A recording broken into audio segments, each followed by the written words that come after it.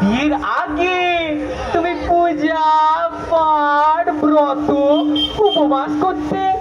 হ্যাঁ, তারপরে তো তোমার সঙ্গে বিয়ে হয়ে গেল, আর আমারও ভগবানের ওপর বিশ্বাস উঠে গেল। কেন? আমি কি নাস্তিক? না, নাস্তিক নয়, মিথ্যাবাদী, লম্পট, ধান্দাবাজ। বিয়ের আগে বলেছিল আমাদের সোনার দোকান আছে, বিয়ের পর সোনার দোকান আমাদের হয়ে যাবে। বিয়ের পর এসে দেখি এটা সোনার দোকান নয়, একটা গুমটি পানের দোকান। তুমি এত বড় মিথ্যাবাদী। আরে আমি মিথ্যেবাদী নই, মিথ্যেবাদী নয়, আমার বাবার নাম সোনা, তাই সবাই ওই সোনার দোকান বলেই ডাকতো। এরপর বাবা আমাকে দোকানটা লিখে দিয়েছে, আর আমিও ওই সোনার দোকানের মালিক হয়ে গেছি। বিয়ের আগে তুমি বলেছিলে আমাদের ঘরের সামনে বাবার একটা 8 বিঘে বড় পুকুর আছে। ভাওতাবাজি। আরে ভাওতাবাজি নয়, ভাওতাবাজি নয়, ওই শিব ঠাকুরকে আমরা তো সবাই বাবা বলেই ডাকি, তাই না? সামনের এই 8 বিঘে বড় পুকুরটা, ওটা তো বাবা বুড়ো শিবে, তাই বলেছি। বাড়ির সামনে বাবার একটা বড় 8 বিঘে পুকুর আছে। বিয়ের আগে তুমি বলেছিলে তুমি আমাকে রানীর মতো রাখবি। এই রানীর হাল, এই ছেঁড়া কাপড়, একটাও সোনার গয়না নাই, সব ইমিটেশনের গয়না। এটা রানীর মতো রাখা? দিন রাত খেটে খেটে আমার হাড়ের হাল করেছে, আর বলছে রানীর মতো রেখেছি। হ্যাঁ, তোমাকে আমি রানীর মতোই রেখেছি। মানে আমাকে রানীর মতো রেখেছো? এই আমার কথাটা শোনো, আমার কথাটা শেষ করতে দাও। আমার আগে একটা বউ ছিল, তার নাম ছিল রানী। তাকে আমি যেমনটি রেখেছিলাম, তোমাকেও ঠিক আমি তেমনটি রেখেছি, মানে ওই রানীর মতোই রেখেছি। হ্যাঁ, তোমার আগে একটা বউ ছিল, কিন্তু আগে তো বলনি। তুমি তুমি দোষ করেছো বলবে তুমি দোষ করনি। তুমি মিথ্যাবাদী নও, তুমি আমার সাথে অন্যায় করনি। শাস্ত্রে বলেছে যুদ্ধে আর প্রেমে মিথ্যে বলা অন্যায় নয়। দাঁড়া, তোর শাস্ত্র আমি বের করছি।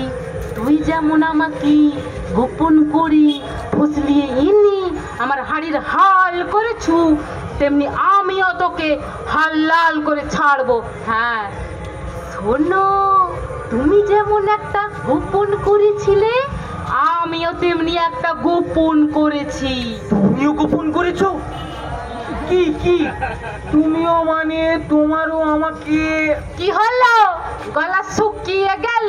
না না, মানে তুমি তুমি কি গোপন করেছো? ভয় নাই, ভয় নাই, অন্য কোনো ভেবো না। আমিও বাপের বাড়ি থেকে খালি হাতে আসি নাই, রাজ রানীর মতো এসেছি। যেটা এনেছি সেটা তোমাকে দেখাই নাই, ভিন্ন হলে তবেই দেখাবো। হ্যাঁ, ভিন্ন হবো?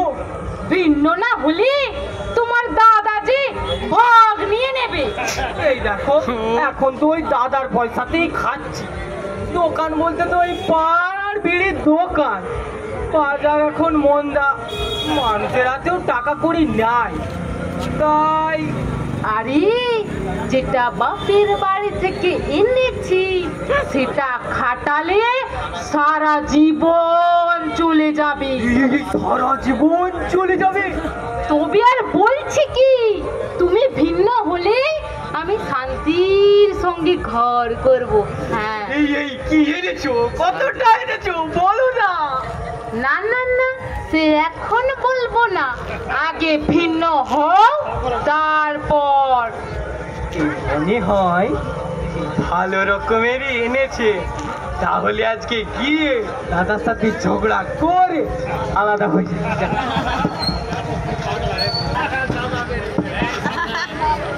সিদ্ধি খেলে বুদ্ধি বাড়ে, মদে বাড়ে বল, দুধ খেলে রক্ত বলে হবে জল। গিন্নি ও গিন্নি, আসছি।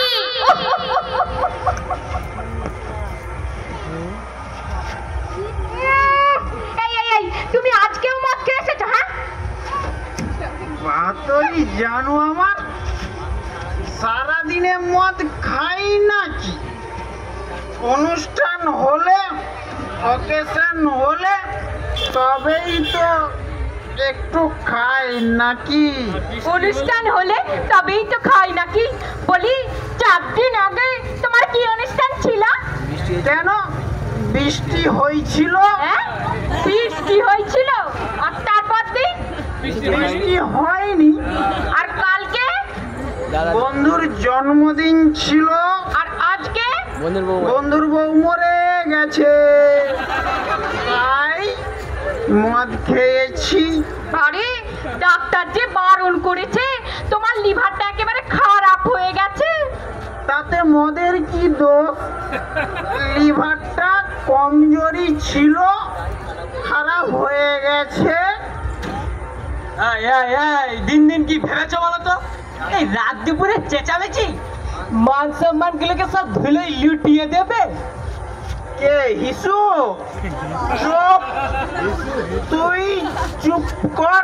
কেন চুপ করবো? আজকে একটা ওই হেস্ত নেস্ত করে ছাড়বো। হ্যাঁ, ধরো তো। এতদিন দাদার হোটেলে খেয়ে এখন আবার তাকেই শাসানি হচ্ছে। হ্যাঁ, এতদিন দাদা খাইয়ে দাইয়ে মানুষ করলেন, আর এখন যখন হেডমাস্টার এসে গেছেন অমনি তাকেই শাসানি হচ্ছে। হ্যাঁ, বলি তুমি ভেবেছোটা কি? কাল থেকে তো ধনী লোক হয়ে যাব, বলি না বলি? হ্যাঁ, ভেবেছি ভেবেছি। তোমার ওই হাতের ঠকঠকানি রান্না খেয়ে আমি দিনে দিনে তো রোগা হয়ে যাচ্ছি, তাই তোমাদের সাথে আমি আর থাকবো না। হ্যাঁ, কি করে এমন অলক্ষণে কথা তুমি বললে ঠাকুরপো? আমি যে মরেও শান্তি পাবো না।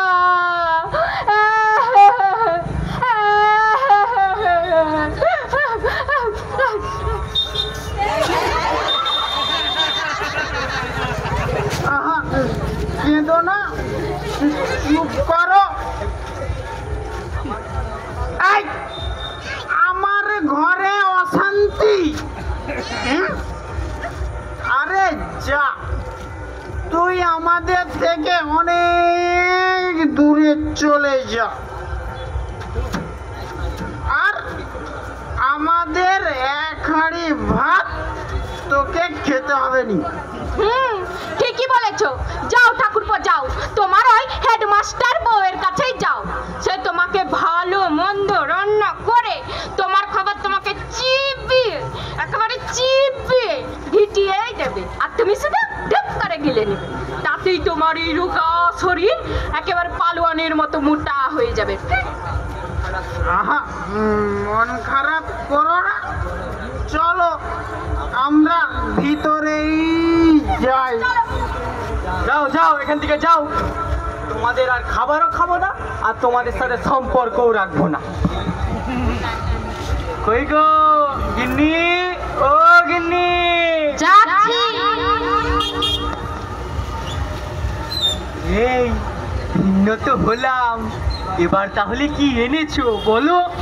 কেন আমার এই গতর বাপের ঘরে আমি বসে বসে খেয়েছি, এখন গতর খাটাবো আর খাবো। এই টাকা নয়, সোনা নয়, এই গতর, এত বড় ঢব্বর। আমি মিথ্যে বলি নাই। তবে তুমি যে বলেছিলে ভিন্ন হলে সুখে আরামে শান্তির সঙ্গে ঘর করবে। হ্যাঁ, আমি মিথ্যে বলি নাই। বিয়ের আগে মানে তোমার সাথে জানাশোনার আগে আমার শান্তি নামের একটা ছেলের সঙ্গে পরিচয় ছিল। ও এখনো আমাকে বিয়ে করতে রাজি আছে। সেদিন তোমাকে তাই বলেছিলাম, ভিন্ন হলেই আমি শান্তির সঙ্গে ঘর করব। চললাম আমি, শান্তি আমার জন্য বাইরে দাঁড়িয়ে আছে। তা